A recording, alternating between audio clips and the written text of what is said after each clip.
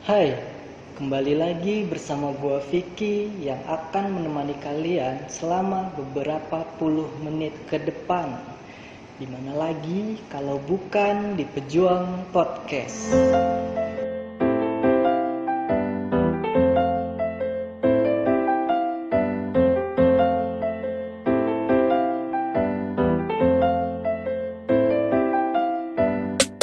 Jadi apa kabar kalian para pejuang? Semoga hari ini kalian tetap baik-baik saja dan tetap sehat selalu. Amin. Dan untuk pembahasan podcast gua kali ini, di episode ke-22 ini gua akan membahas requestan dari pendengar gua, yaitu namanya April. Dan si April ini request pembahasan mengenai toxic relationship.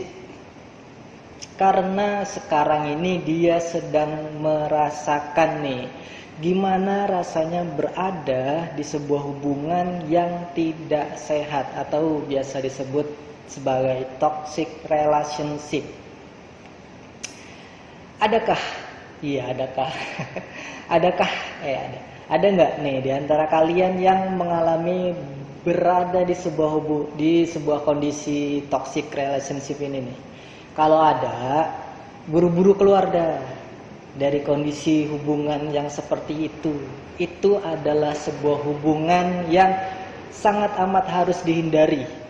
Kecuali ya kalian ngerasa itu cocok dan nyaman berada di hubungan itu. Kalau nggak toksik, nggak asik ya kan, ya itu fine aja buat kalian. Cuma gue sih pribadi lebih suka hubungan yang tidak toksik, yang sehat lah, yang nggak toxic relationship gitu. Cuma kalau udah misalkan udah berat sebelah, udah dah move pergi gitu. Lu nggak seharusnya berada di kondisi itu, apalagi buat kalian yang menjalin hubungan tuh buat sama-sama bahagia. Itu bukan sebuah hubungan yang cocok buat kalian jalanin. Percaya sama gue cuy. Tapi jangan terlalu percaya, nanti musyrik ya. Jadi kita langsung masuk aja ke pembahasannya. Seperti yang gue bilang tadi mengenai toxic relationship. Jadi toxic relationship itu adalah sebuah kondisi di mana hubungan yang sedang dijalani itu tidak sehat atau tidak baik. Jadi gitulah pokoknya, semacam merugikan ya gitu. Tidak sehat dalam artian apa? Tidak sehat dalam artian bisa merusak fisik, menyerang mental, maupun mengganggu emosi jiwa. Itu adalah tanda di mana hubungan itu sudah tidak berjalan dengan semestinya dan sewajarnya. Udah nggak sehat hubungan seperti itu tuh. Dan di sini gue akan memperkenalkan ke kalian tentang beberapa ciri-ciri dari toxic relationship, supaya kalian tahu dan bisa menilai kondisi hubungan kalian itu seperti apa. Apakah termasuk hubungan yang toksik atau tidak? Iya. Oke. Untuk ciri-ciri yang pertama adalah berusaha mati-matian menjaga perasaan atau hubungan dengan pasangan supaya bisa terhindar dari konflik. Karena kalau sampai terjadi konflik bisa mengakibatkan keributan yang mungkin besar dan berakibat buruk. Nah, untuk ciri-ciri yang pertama ini pernah gua alami secara pribadi, dan gua pun tipe cowok yang akan lebih berusaha untuk menjaga perasaan pasangan gue, menjaga hubungan itu sendiri. Bahkan gue akan berusaha mengalah pada ego yang gue punya hanya supaya tidak timbul masalah-masalah yang berakibat buruk untuk hubungan gue. Nantinya gue yakin kalian pasti pernah berantem, ribut, marah, kesel, bete, ngambek, atau kemudian cuma karena hal sepele yang dilakukan pasangan kalian. Yakin gua kalian pernah. Dan mungkin ada di antara kalian yang bisa ribut terus setiap hari cuma karena masalah sepele itu. Apalagi kalian yang sama-sama punya ego, yang selalu ingin menang sendiri, tidak ingin kalah, karena kalian ngerasa ya kalian gak salah. Jadi buat apa gue mengalah? Harusnya dia yang minta maaf ke gue, karena dia yang salah gitu. Itu ego cuy namanya, gak boleh begitu. Di dalam sebuah hubungan itu gak bisa terus-terusan seperti itu. Kalau kalian berdua sama-sama keras bagaikan batu, ya pilihannya kalian berdua hanya akan sama-sama hancur, lebur, berantakan, jadi butiran debu. Nyanyi deh.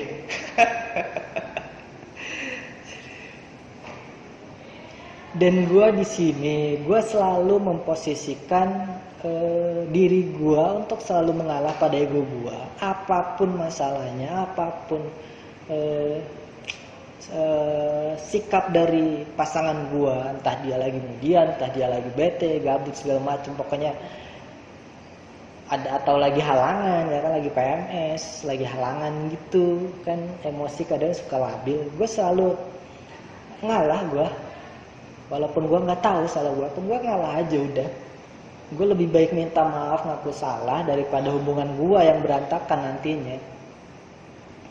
Walaupun posisinya mungkin ya gue tidak sepenuhnya salah, tapi gue akan berpikir, masa iya dengan masalah kecil gue harus berantem dengan cara yang nggak kecil?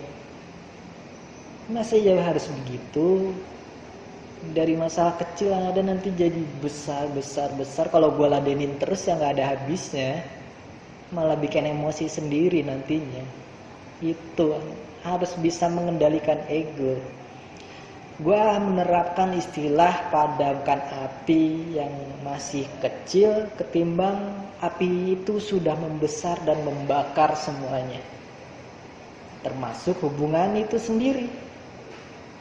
Lalu nggak kebayang kan, dari masalah cuma misalkan sepele balas chat terus berantem bisa sampai berhari-hari mungkin, atau janjian ketemuan cuma karena salah satunya ketiduran atau lupa, atau salah satunya kelamaan dandannya, gara terus berantem mut-mutan, terus efeknya malah jadi berkepanjangan gitu. Lu bisa ngebayangin itu kalau lu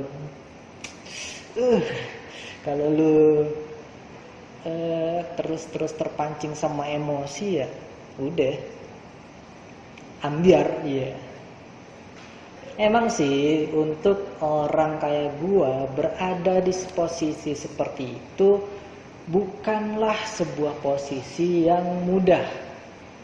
Buat kalian yang ada di posisi sama seperti gua yang sukanya lebih suka ngalah, itu bukan posisi yang mudah buat kita. Bukan posisi yang sangat mudah buat kita.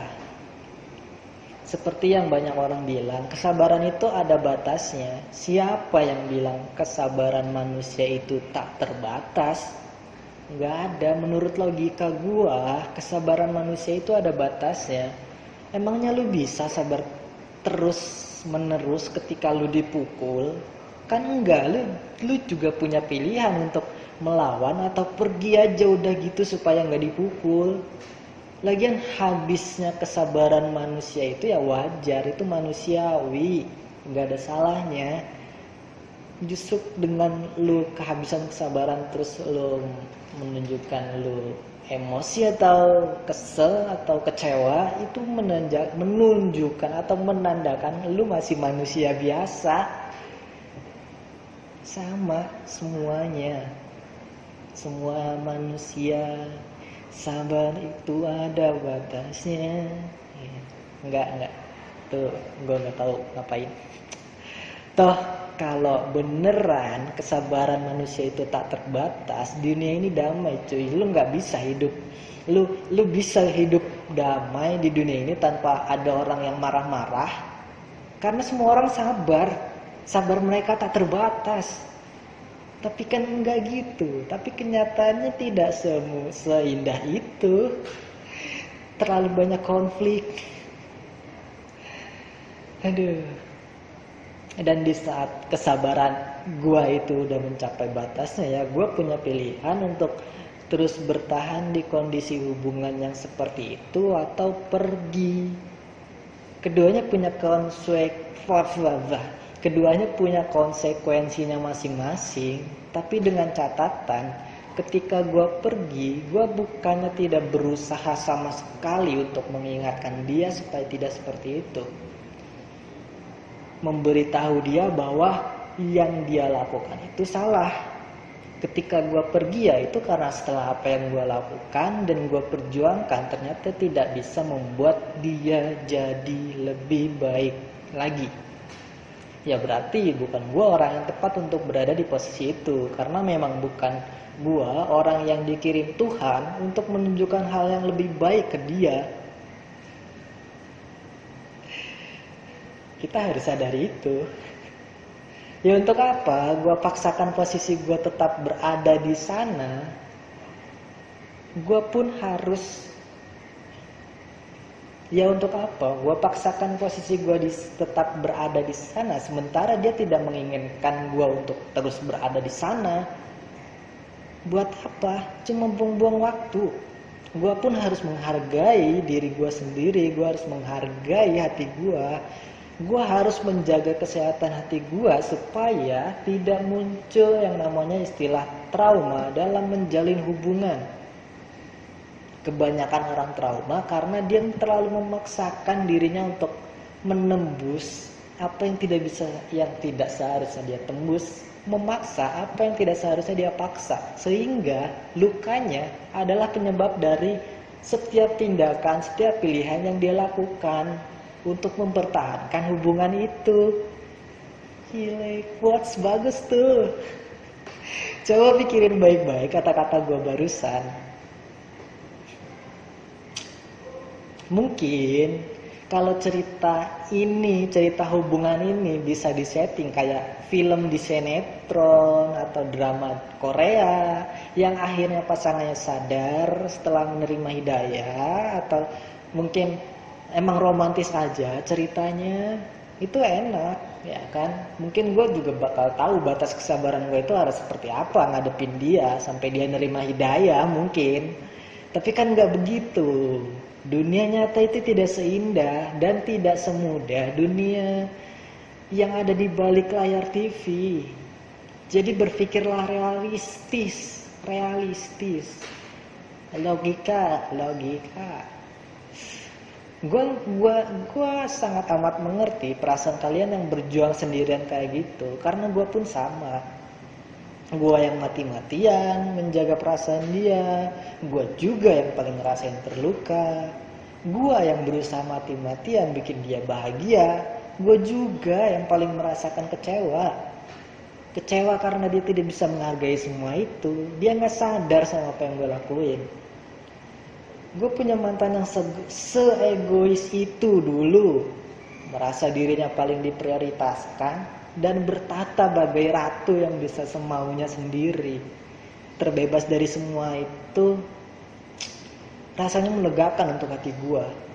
Bisa terbebas dari selalu berjuang sendiri, selalu sabar sendiri. Itu terbebas dari itu rasanya menyenangkan. Coba direnungkan lagi untuk ciri-ciri yang pertama itu, yang terlalu mati-matian untuk menjaga perasaan pasangan. Apa hasilnya? Coba pikirin lagi. Sebanding gak sama yang lu terima dari apa yang lu perjuangin itu? Oke, next. Kita ke ciri-ciri yang kedua. Selalu mengikuti kemauan dari pasangannya sampai lupa tentang kesehatan dan kebutuhan diri sendiri. Contoh kedua ini adalah contoh di mana gue berpikir kalau diri gue itu bodoh banget. Asli sumpah bodoh banget.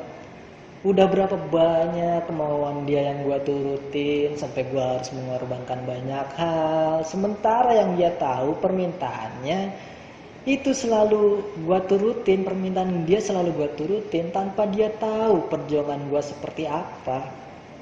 Lah gue nggak pernah menuntut apapun cuy ke dia.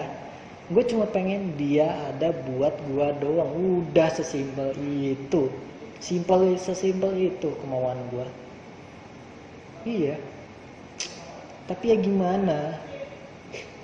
Emang bener-bener bodoh aja gue ini. Aduh. Bukan bermaksud ingin hitung-hitungan. Cuma jika memang dihitung pun, apa yang gue kasih tidak sebanding dengan hal simpel yang gue inginkan. Simpel. Cuma supaya dia ada buat gue doang. Nggak bisa. Buat kalian yang sudah berkorban begitu banyak untuk menuruti semua keinginan pasangan kalian, ya kita sama cuy. Kita sama. Dan pertanyaan gue sekarang, apa dia melakukan hal yang sama seperti yang elu lakuin? Apa dia menghargai setiap perjuangan dan pengorbanan lu? Minimal lu tahulah kalau dia bisa menghargai lu, itu aja udah cukup sebenarnya. Apalagi kalian sama-sama saling berjuang dan punya satu keinginan yang sama, itu lebih baik lagi.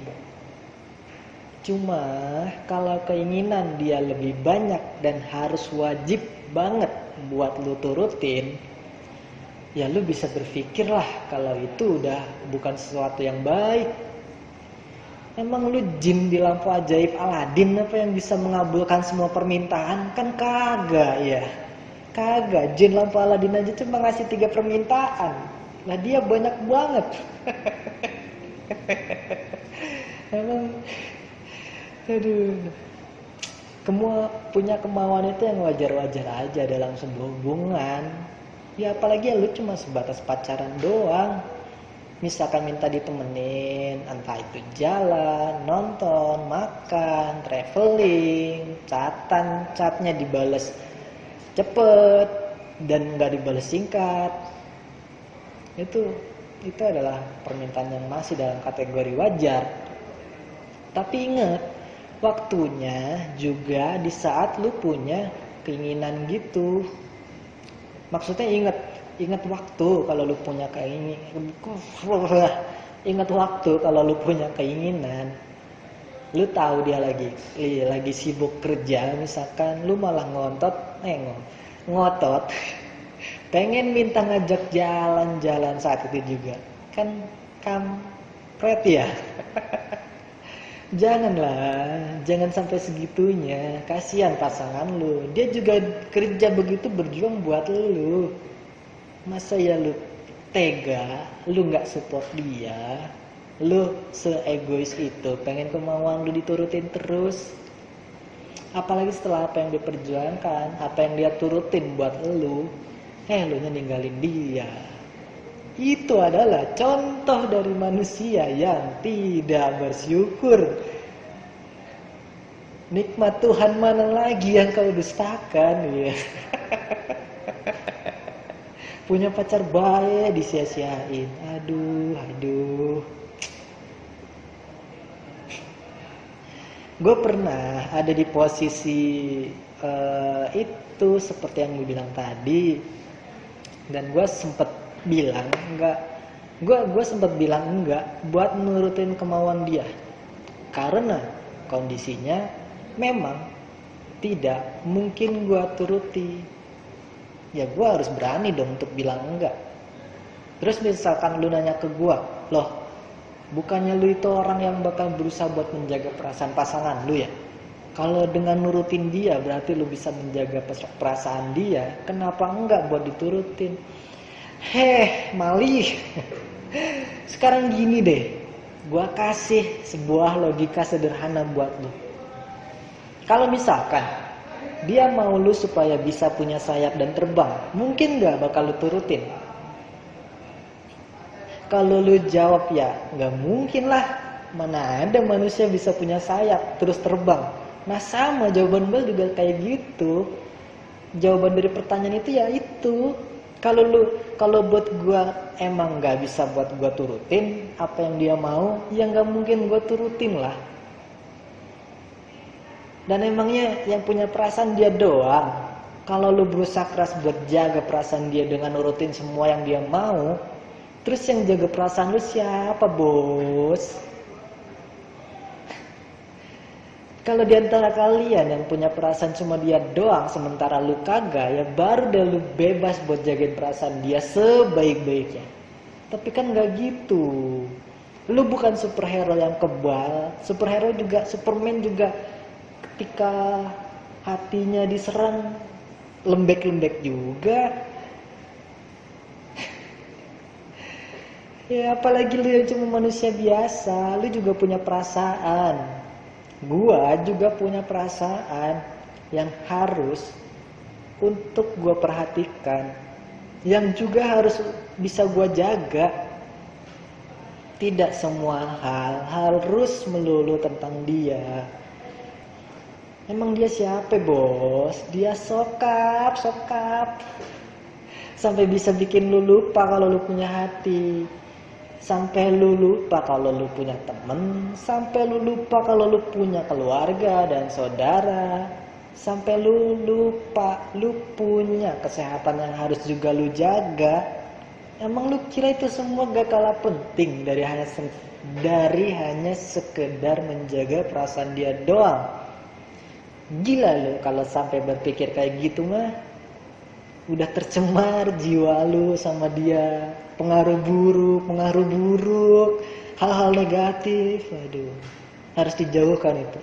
Hus, iya, hus, sudah kayak mengusir beruang. Kenapa beruang? Punchline-nya jauh banget. Iya. Dan kenapa gue berani untuk bilang tidak? Karena dia cuma pacar. Gak ada kewajiban buat gue nurutin semua yang dia mau. Bukan tanggung jawab gue itu. Kecuali kalau dia udah jadi istri gue, itu baru beda cerita. Gue punya kewajiban sebagai seorang suami untuk memenuhi kebutuhan dia. Dan gua bertanggung jawab akan hal itu. Makanya selagi cuma pacar mah ngapain gak enakan, ngapain selalu nurutin. Santuy aja ngapa.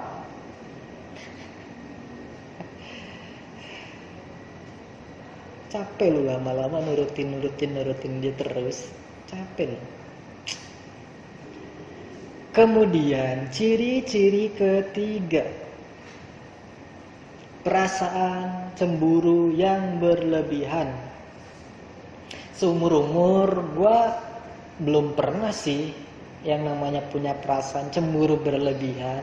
Dalam artian gue cemburu sama orang yang deket sama doi gue, atau cemburu sama temennya, atau cemburu sama sahabat cowoknya, atau cemburu sama seseorang lah. Gak pernah gue gak pernah begitu. Nggak tahu, gue nggak bisa cemburu kali ya. Gue lebih santuy aja, soalnya soal yang namanya cemburu itu gue santai. Sama cemburu itu udah CS lah, udah nggak selek-selekan, nggak. Tapi gue punya mantan yang ketika dia putus dia malah cemburu dong sama gue. Kan nggak jelas ya, nggak jelas sebet loh. Maksud gue gini loh, kan udah mantan, mohon maaf ini mah. Udahlah, nggak usah cemburu lagi. Emang lu siapa, bos? Lu cuma mantan. Kalau lu pacar, ya nggak usah juga lah, nggak usah cemburu. Apa yang mau dicemburin dari gua? Aduh. Tapi ya ngomong-ngomong soal cemburu berlebihan, kalian pernah nggak sih dicemburuin gitu, tapi kalian gak sadar kalau kalian lagi dicemburuin? Gue pernah nih soalnya dicemburuin. Dan gua nggak sadar kalau gue lagi dicemburuin. Apa jangan guanya aja ya yang nggak peka gitu. Tapi nggak juga sih. Gua buktinya dipukul masih sakit kok. Peka berarti gue masih peka. Terlepas dari emang guanya yang nggak peka, ya kan? Ya menurut gua nggak ada kok hal yang gua lakuin sampai bikin dia cemburu. Sampai akhirnya orangnya sendiri yang bilang kalau dia cemburu. Baru tuh gua sadar. Baru tercerahkan pikiran gua. Oh, dia lagi cemburu. Selama ini sikapnya berubah. Sikapnya teh berubah 100 derajat Celcius ya. Tiba-tiba balas singkat, tiba-tiba nggak mood bales. Sampai akhirnya dia ngomong sendiri kalau dia cemburu. Halo. Tapi gue pribadi gak pernah namanya gue cemburu berlebihan gitu. Gue gak pernah yang namanya di saat gue cemburu, kalau ada cowok yang main ke tempat doi, terus gue sampai bela-belain nyamperin rumahnya juga cuma buat ngeyakinin kalau mereka gak ada apa-apa. Ngapain coba sampai segitunya?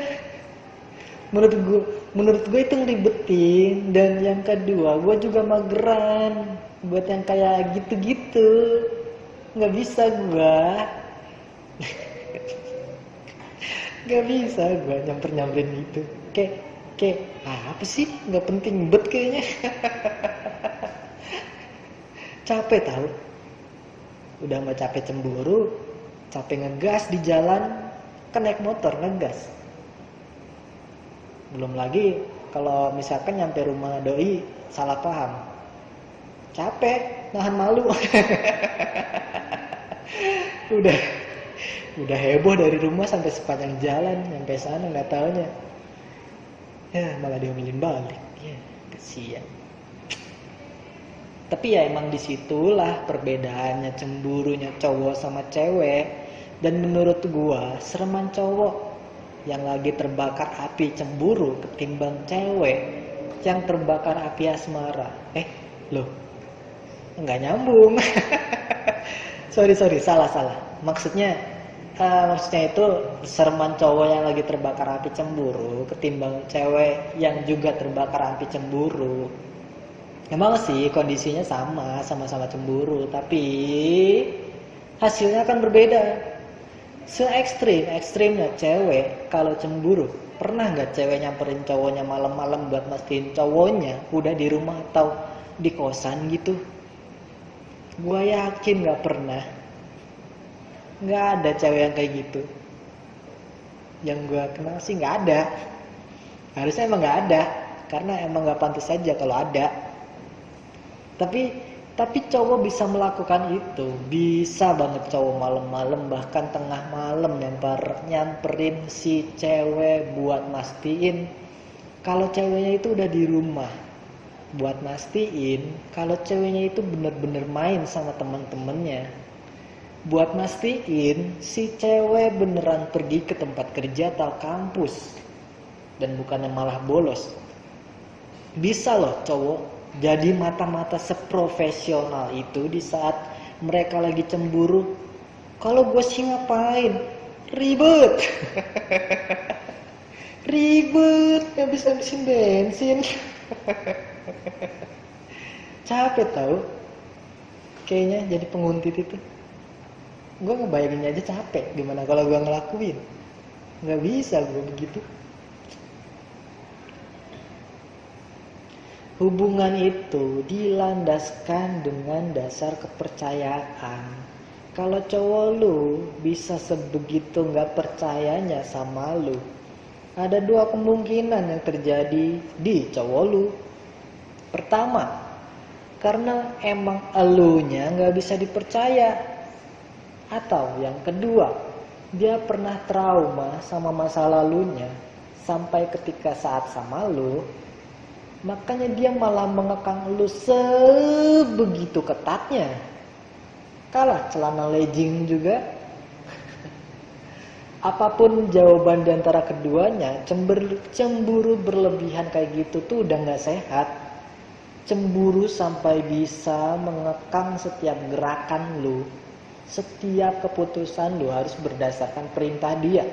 Itu bukan hubungan yang baik lagi buat dijalanin. Itu udah seperti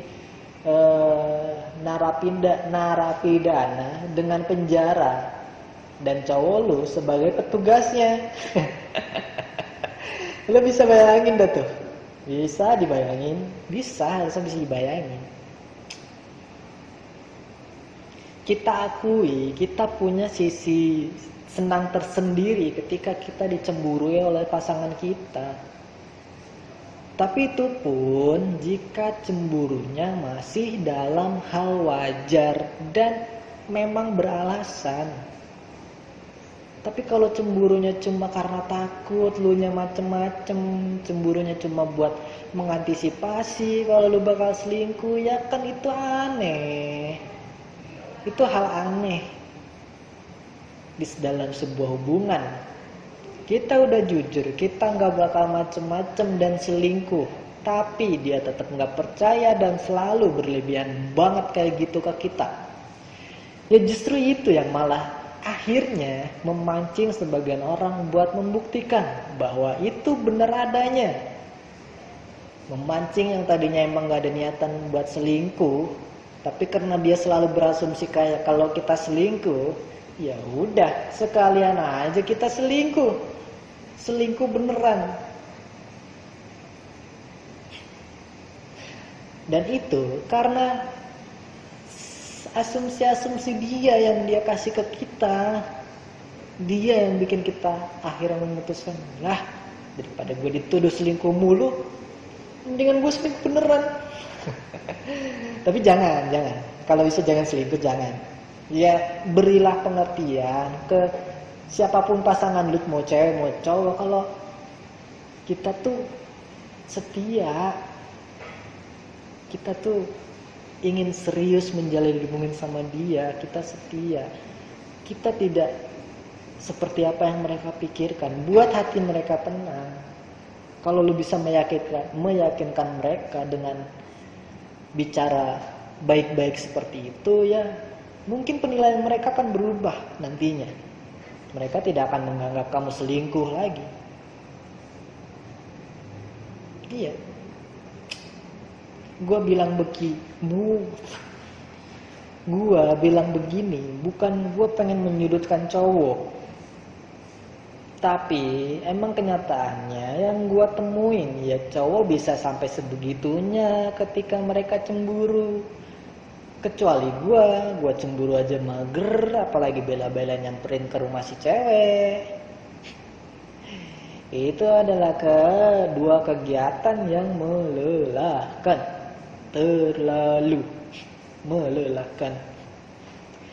Tapi cewek pun kalau cemburu tidak kalah menyeramkan.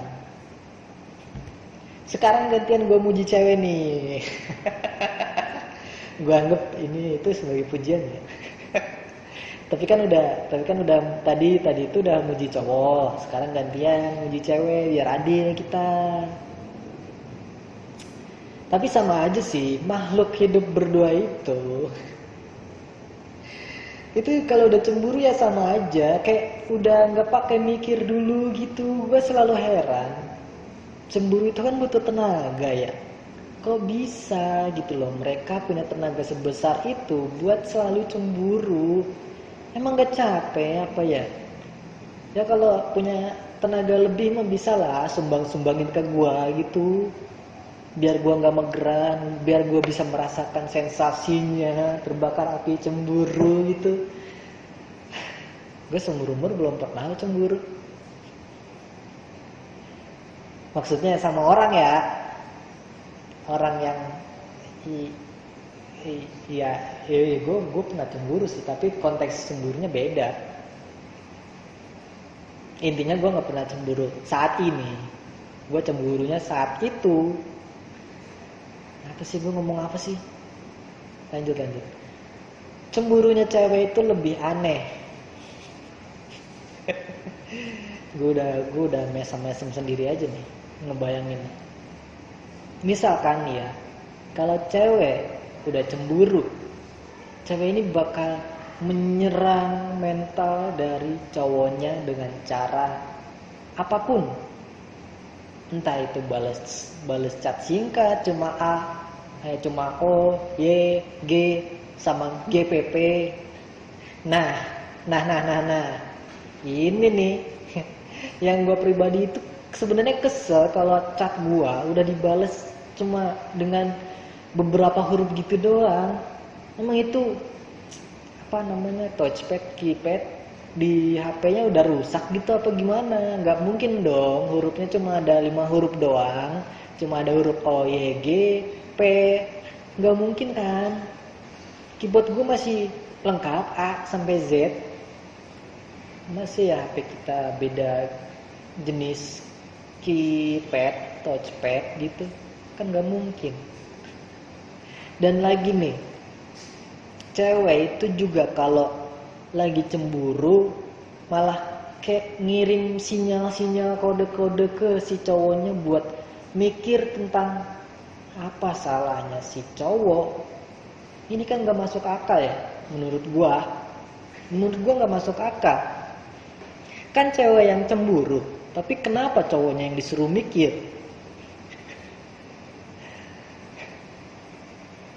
Emang sesusah apa sih bagi cewek buat ngejelasin kalau kalian tuh lagi cemburu, dan jelasin apa penyebab cemburunya? Apa susahnya gitu loh? Apa sih susahnya? Hah?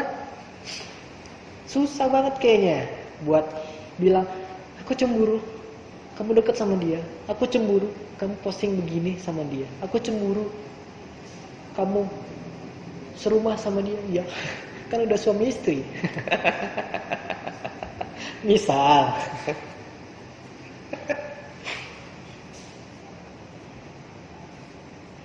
Terus lagi nih, kalau cewek cemburu, emang gak bakal pengen nyamperin cowok sih buat mastiin ke cowoknya gitu. Tapi cewek, maksudnya beberapa cewek, takutnya nanti gue dikomplain sama cewek-cewek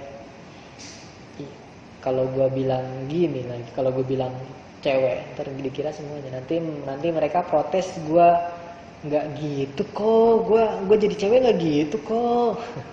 santai. Emang nggak semua cewek kok, tapi beberapa cewek, termasuk mantan gue. Ini jadi ngebongkar aib mantan cuy. Bahaya nih, gak gibah. Pasal batal. Jadi beberapa cewek ini kalau lagi cemburu itu tuh suka kayak menuntut atau gimana ya istilahnya ya, menguji kepekaan cowok supaya cowoknya ini bisa untuk bela-belain nyamperin dia buat ngebujuk si cewek ini supaya nggak ngambek lagi, supaya nggak cemburu lagi.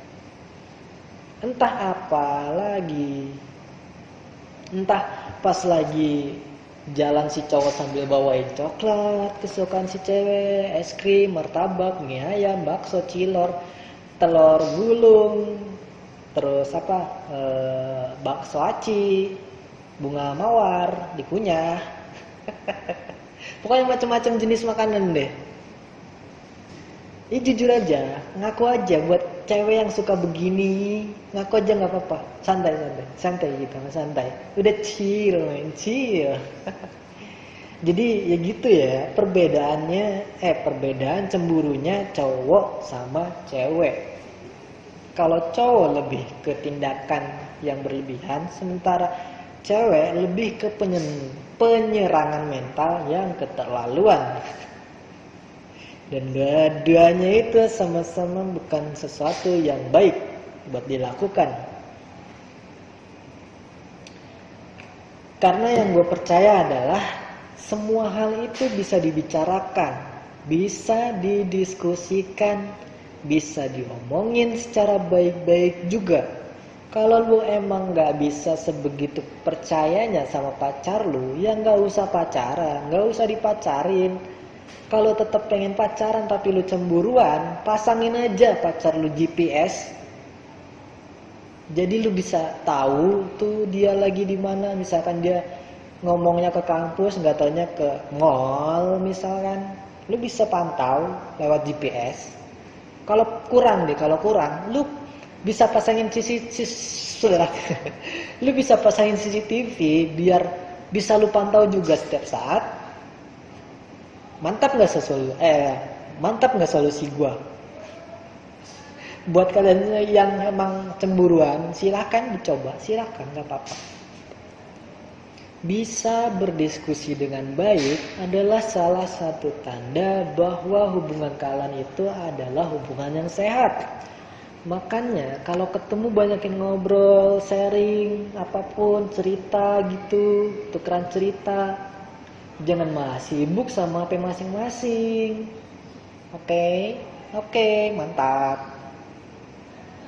Oke, kita lanjut ke ciri-ciri selanjutnya. Ciri-ciri keempat, adanya kecenderungan ingin memegang kendali atas hubungan dan kehidupan pasangan. Maksudnya adalah salah satu di antara kalian lebih dominan dan merasa lebih berkuasa atas hubungan itu. Sehingga seluruh kehidupan kalian dan hubungan yang kalian jalani harus sesuai dengan apa yang pasangan kalian inginkan. Semuanya diatur sama pasangan kalian. Itu namanya mendominasi di dalam hubungan. Seolah bertahta bagai raja atau ratu, padahal hubungan itu harusnya saling melengkapi, bukan saling mendominasi. Kan bukan lagi sedang berkompetisi.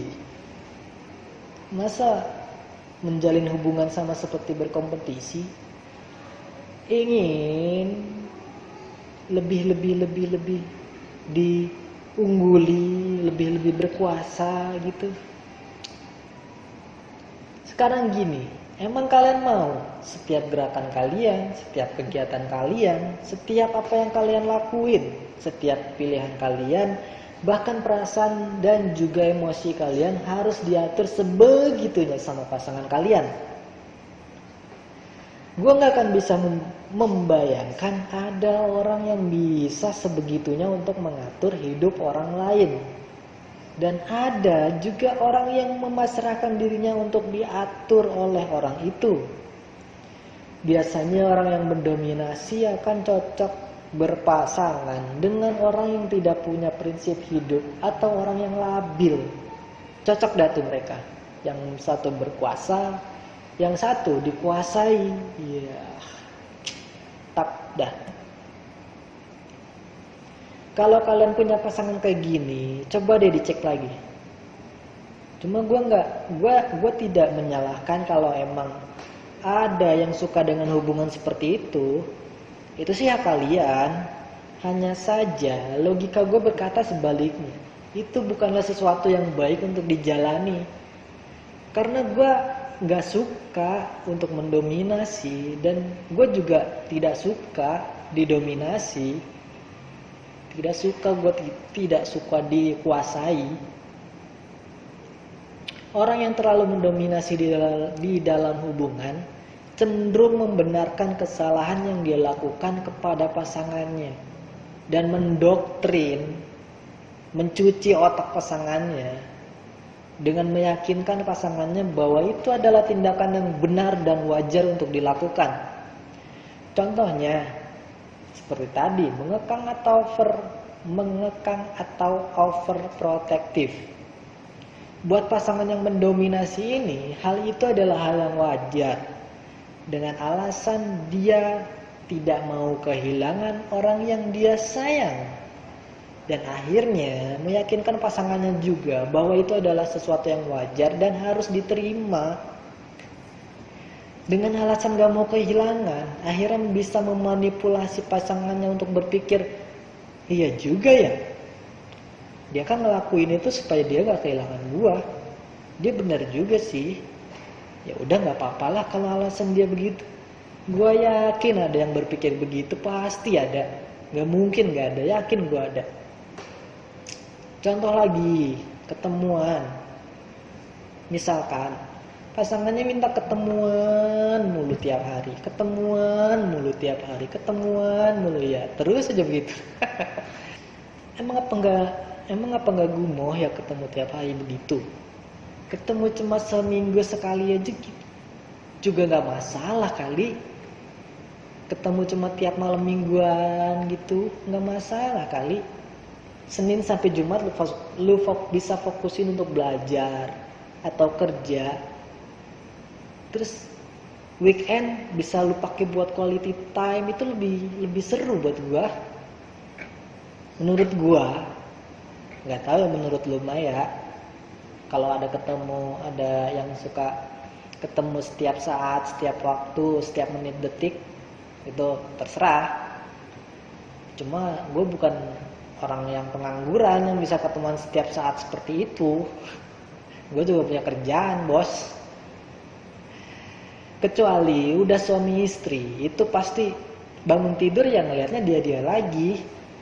Nah ini masih pacaran, kenapa pengennya ketemu setiap hari? Emang kangen lu tiap menit apa gimana sih? Tiap menit, aduh aku kangen. Kan baru 10 menit yang lalu kita ketemu. Iya tapi udah kangen. Lebay lu.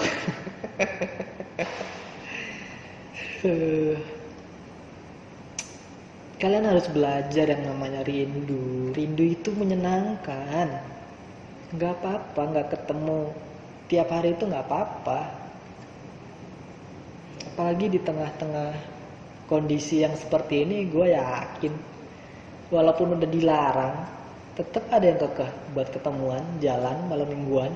Yakin gue masih banyak yang bandel buat tetap pacaran, nongkrong di danau, di taman, di kosan, iya.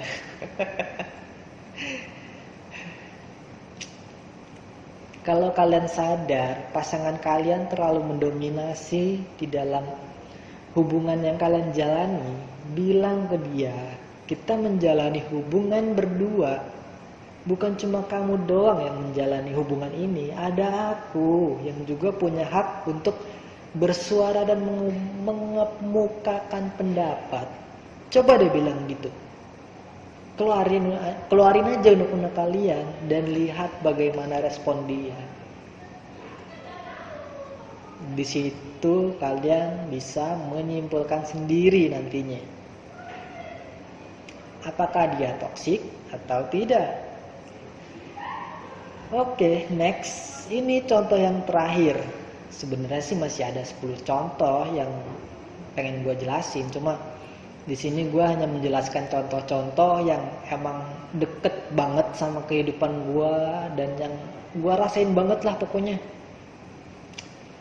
Contoh kelima sekaligus terakhir ini adalah tidak adanya dukungan atau support dari pasangan. Menurut gue, untuk poin yang terakhir ini poin yang menurut gue sederhana tapi penting, tidak kalah pentingnya dari poin-poin yang 4 sebelumnya tadi. Sekarang gue tanya ke kalian, seberapa sering ketika kalian melakukan sesuatu atau membuat suatu pilihan, tapi kalian tidak disupport oleh pasangan kalian? Pasangan kalian malah bilang, ngapain sih ngelakuin kayak gitu? Ngapain sih bikin-bikin kayak gitu? Ngapain sih ikut-ikutan kayak gitu? Buang-buang waktu aja. Ngapain sih bikin begitu? Emang ada yang suka? Emang ada yang mau beli? Emang ada yang lain-lain? Percuma tahu gak sih? Gak akan ada orang yang suka dengan apa yang kamu lakuin. Dan sebagainya. Setelah itu gue yakin mental kalian akan down. Semangat kalian akan jatuh. Kalian gak dapet support dari orang yang kalian percaya, gak dapet support dari orang yang kalian sayang, dan itu akan mematahkan semangat kalian untuk mau berusaha lagi, Gak sedikit kok orang yang akhirnya menyerah sama apa yang dilakukan hanya karena pasangannya tidak mendukung. Gue adalah tipe orang yang bisa menghargai apa yang dilakukan pasangan gue. Gue bisa mensupport dia jika apa yang dia lakukan itu bukan sesuatu yang merugikan dia. Gue akan mensupport dia untuk berkembang karena gue akan menjadi salah satu orang yang senang ketika dia berhasil dengan apa yang dia lakukan. Dan ketika dia gagal, gue juga ingin jadi salah satu orang yang bisa meneguhkan hatinya, memberikan dia semangat dan motivasi yang baru supaya dia tidak mudah untuk berputus asa. Dan kalau gue bisa bantu, ya akan gue bantu. Coba deh kalian evaluasi lagi selama kalian pacaran, apakah pasangan kalian berpikir hal yang sama seperti yang gue pikirkan? Kalau ya selamat, kalian punya pasangan yang baik dan pertahankan. Tapi kalau enggak, sepertinya kalian harus berpikir kembali, apakah pasangan kalian layak untuk diperjuangkan atau tidak. Karena gue pribadi pun gue seneng ketika ada orang lain deh, misalkan orang lain nih, gue nggak bilang pasangan dulu, orang lain yang support gue aja buat gue bikin podcast, gue usah pasangan nih ya, itu aja gue udah seneng. Apalagi kalau yang support gue itu pasangan gue. Tapi gue juga akan sedih dan sedikit kecewa pastinya kalau pasangan gue malah bersikap sebaliknya, yang udah mau gue orang yang mageran, terus nggak dapet support lagi, ya udah gue nggak akan kemana-mana dan gue nggak akan ngelakuin apapun, tetap di situ aja. Semangat hilang sebelum tumbuh, nah itu dia. Gue kasih contoh sederhana nih buat cewek. Buat cewek nih, kalian pasti suka yang namanya masak, atau misalkan kalian juga lagi belajar masak, kalian pengen masakin makanan kesukaan pasangan kalian, tapi ternyata respon pasangan kalian itu seolah kayak nggak suka sama apa yang kalian buat, entah makanannya gosong mungkin karena kalian baru belajar misalkan gitu. Tapi kalau dia menunjukkan tanda ketidaksukaannya itu dengan kata-kata keras dan kasar, ya itu pasti akan sangat amat membuat kalian kecewa, iya kan? Iya dong. Kalau misalkan gue ada di posisi itu, ya gue sebagai cowok nih, gue akan bersyukur ketika ada pacar gue, ketika pasangan gue bela-belain belajar masak buat gua, dari yang tadinya nggak bisa masak jadi mau untuk belajar masak meskipun gosong, tapi kan seenggaknya dia ngelakuin itu buat gua atau buat dirinya sendiri malah. Ya gua akan sangat amat senang dia melakukan itu. Kalaupun gosong, ya gue bilang, gue paling bakal nanya, kok gosong? Ya, tapi sebagai bentuk penghargaan, gue akan mencoba masakannya. Siapa tahu emang metodenya emang gosong dulu, baru ngerasain enaknya. Kan siapa tahu, ya kan. Walaupun gosong mah gosong aja ya. Tapi enggak. Kan support, tetap support, dukung. Jangan menjatuhkan mental.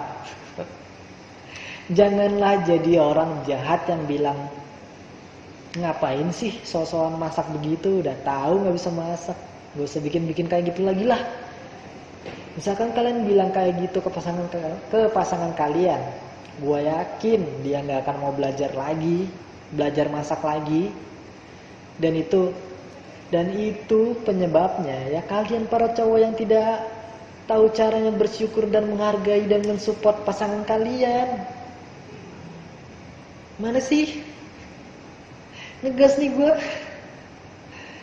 Kalau ngerasa itu ya kurang enak atau nggak pas, kan bisa dikasih tahu kurangnya di mana, entah itu kurang garam, kurang pedes, atau kurang micin, ya kan? Kan kalian bisa bilang gitu, bilang baik-baik dengan cara yang baik, dengan cara yang benar, supaya dia nganggep apa yang kalian bilang itu adalah motivasi dan juga dukungan. Yang penting caranya bener, nggak dengan cara yang niatnya baik tapi caranya salah, itu malah jadi kayak lu pasti bakal dianggap nggak nge-support dia, nggak menghargai dia. Misalkan nih, gue kasih contoh ya. Misalkan makanannya, kurang pedes nih, kan harusnya gitu. Nanti kalau pengen bikin lagi, bikin yang agak pedes lagi ya dikit ya, aku kan suka pedes gitu. Nah, misalkan itu adalah nada yang benar, nada bicara penyampaian yang benar. Tapi kalau nadanya begini, kalian bisa bandingkan nih, cewek-cewek bisa bandingin nih. Makanan apaan nih, nggak ada pedes-pedesnya, udah tahu kamu aku suka pedes, kenapa dibikininnya manis? Udah mah ngeliat kamu manis, ngeliatin dimakannya manis. Jadi hilang selera nafsu makan aku. Iya. Udah kan, ya bandingin. Aduh. Gua sendiri aja misalkan cuma dimasakin Indomie, itu gua udah seneng loh. Indomie seleraku ya. Indomie dari dan bagi, Indomie lagi. Ya walaupun gua sih bisa masak Indomie sendiri, cuma kan kalau misalkan lagi di rumah dia, terus dia pengen masakin, ya yang sesimpel Indomie aja itu aja udah bisa bikin gua senang, simple, bikin gua senang simple. Ya. Cuma ya seenggaknya gitu loh, gue tetap bisa harus menghargai, walaupun gue bisa bikin, gue tetap harus menghargai dia yang udah bela-belain bikin Indomie buat gue. Ya paling nggak bilang makasih. Indomie kamu kayaknya beda dari Indomie aku, lebih enak nih. Resepnya apa? Terus dia jawab cinta. Iya.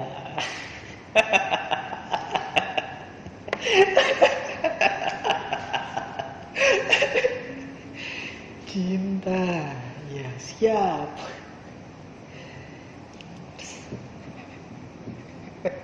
Aduh, gue klis sendiri ngomongnya. Akan sangat amat menyenangkan menjalani hubungan yang bisa saling mensupport satu sama lain, saling bertahan dengan tempaan ujian yang menerjang hubungan kalian, saling menguatkan ketika ada di antara kalian yang terlihat ingin menyerah. Menyenangkan ada di dalam sebuah hubungan yang seperti itu. Punya pasangan tuh jangan menuntut untuk bisa sempurna, tapi kitanya dan dia bisa sama-sama saling menyempurnakan hubungan yang sedang kita jalani itu. Nah, setelah semua ciri-ciri yang gue jelasin barusan, mungkin ada di antara kalian yang bertanya, iya, lu jelasin semuanya tadi itu, tapi kan gak semudah itu untuk bisa keluar dari sebuah hubungan yang tidak sehat. Emang lu kira gampang buat keluar dari relationship toxic relationship? Nggak segampang itu, bos. Iya. Oke, santai. Gue jawab nih ya. Relationship itu seperti rumah. Dan selayaknya rumah pasti ada yang namanya pintu, jendela, ventilasi udara, kamar, ruang tamu, cerobong asap, cerobong pipa, banyak lain-lainnya ya. Nah, jika rumah itu ditempati oleh dua orang, yaitu kamu dan pasangan kamu, berarti apa yang kalian isi di dalam rumah itu ya hasil dari pilihan-pilihan kalian yang kalian buat. Kalau misalkan isi dari rumah itu barang-barang rusak, barang-barang pecah. Itu hasil dari tindakan kalian, hasil apa yang kalian pilih. You know lah. Dan untuk yang terjebak dalam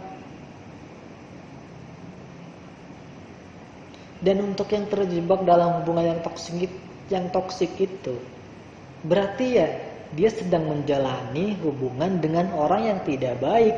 Tapi kan setiap rumah itu punya pintu, tinggal pilih aja mau kalian yang keluar dari rumah itu atau orang yang tidak baik itu yang keluar.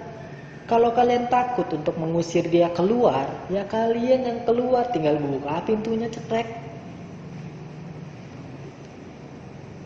Gampang kan keluar mah. Kalau kalian takut keluar lewat pintu, ya bisa lewat mengendap-endap lewat jendela bisa. Kalau nggak mau lewat jendela juga lewat cerobong asap kalau perlu, ventilasi udara kalau perlu.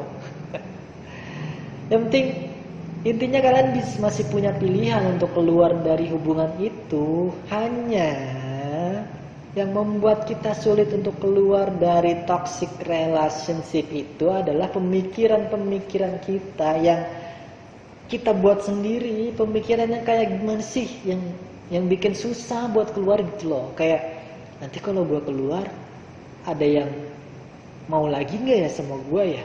Ada yang suka gak ya sama gue ya? Ada yang mau nerima gue gak ya? Ada yang bisa mencintai gue gak ya? Pemikiran-pemikiran itu hilangin lah. Pasti ada kok. Pasti ada orang di luar sana yang lebih baik dari orang yang bersama kalian saat ini.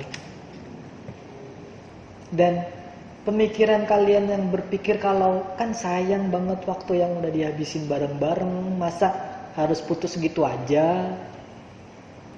Misalkan kalian ada yang pacaran sampai bertahun-tahun gitu, mungkin sampai 50 tahun, ya kan nggak ada yang tahu. Siapa yang tahu? Coba kalau ada yang orang pacaran betah sampai 50 tahun. Kan nggak ada yang tahu. Kalian ngerasa waktu yang sudah berlalu sebegitu lamanya itu lebih penting daripada menghargai diri kalian sendiri.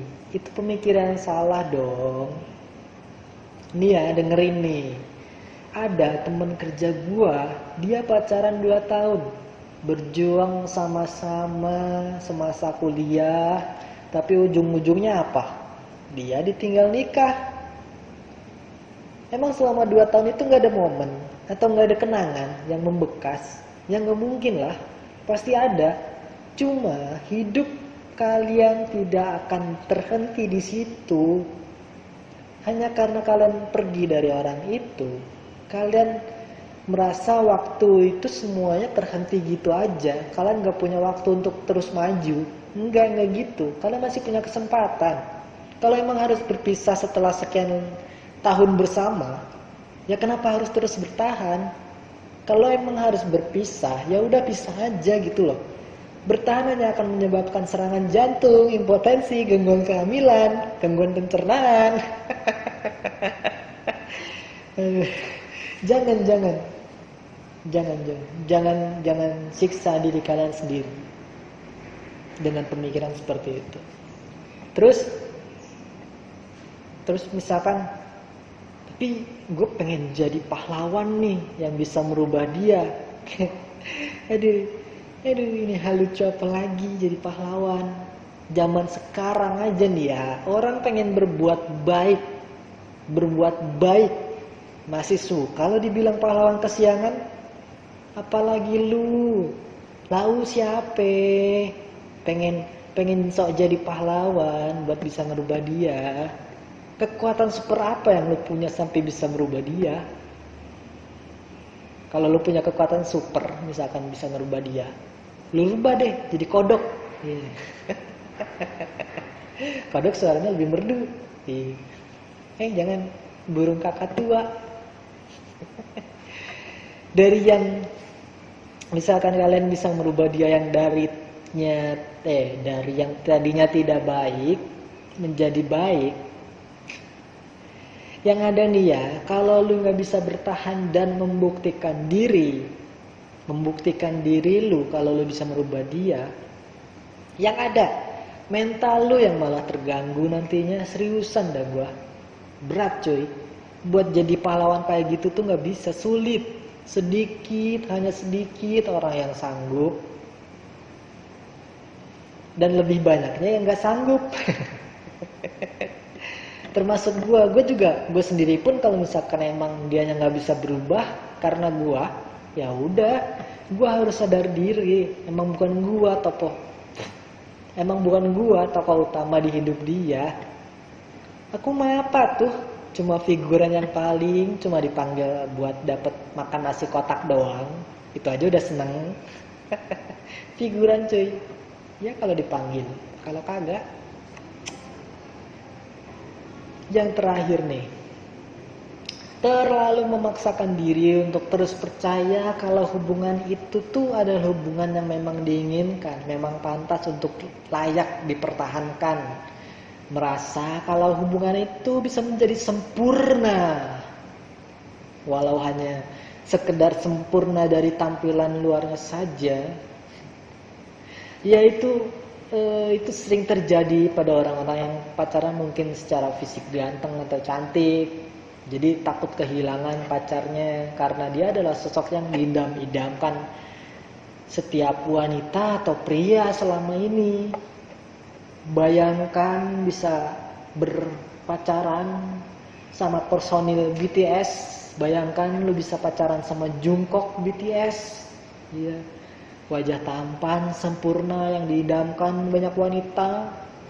Bentar gua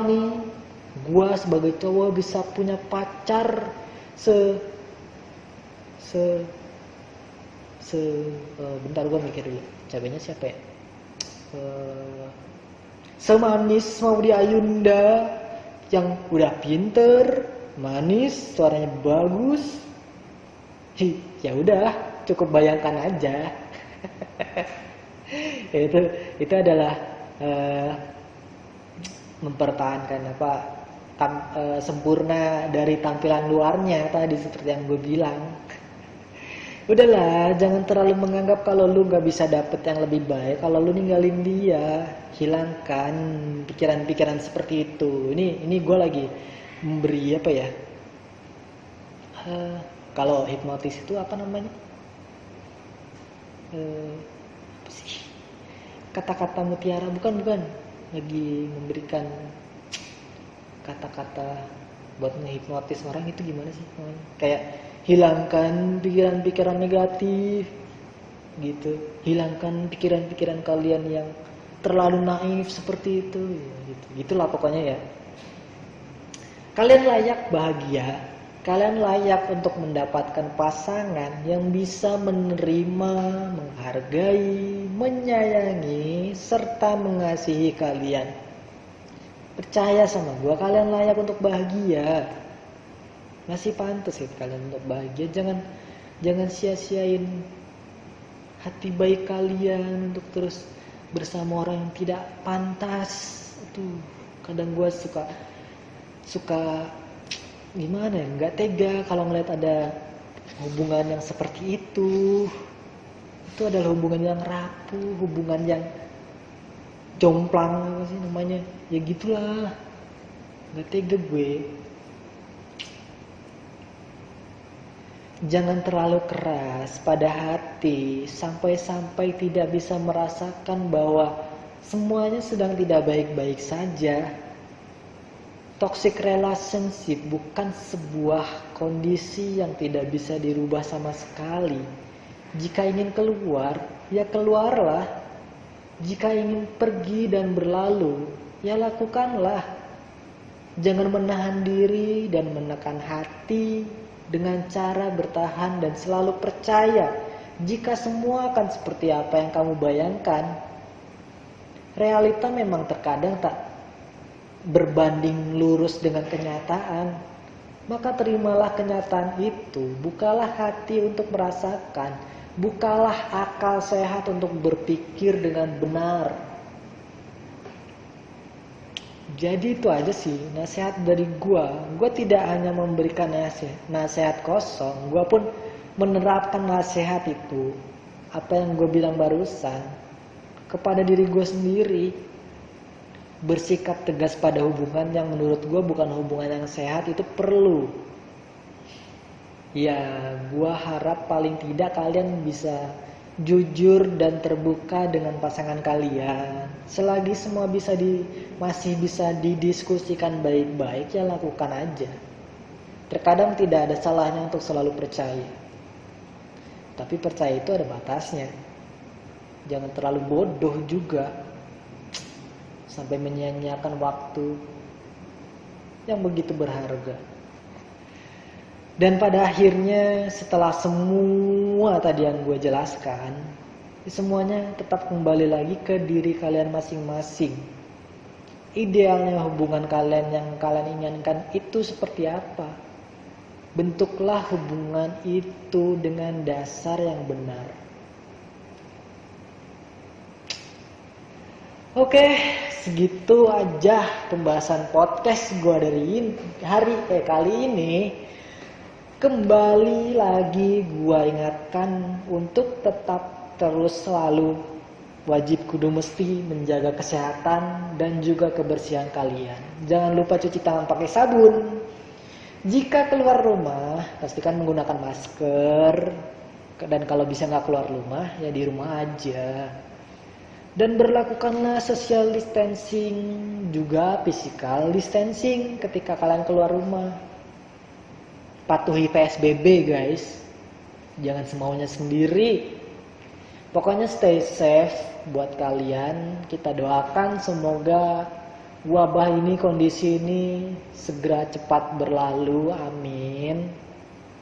Terus buat kalian yang sedang menjalankan ibadah puasa, semoga puasanya lancar sampai akhir. Jangan menyerah dengan keadaan. Gua yakin pada akhirnya kita akan menang, dan itu adalah kemenangan yang kita nantikan.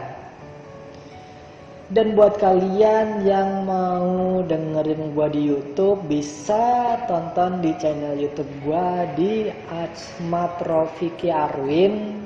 Kalian bisa tinggalin komentar kalian di situ, kalian bisa tinggalin kritik kalian di situ, kalian bisa like kalau kalian suka, bisa di dislike kalau nggak suka. Kalian juga bisa share ke teman-teman lagi, ke teman-teman kalian kalau pembahasannya bermanfaat buat buat teman-teman kalian yang lain, nah gitu. Dan kalau mau request pembahasan yang lain, kalian bisa DM gue via Instagram di @achmadrofiki, atau ada di Twitter juga di @pejuangpodcast.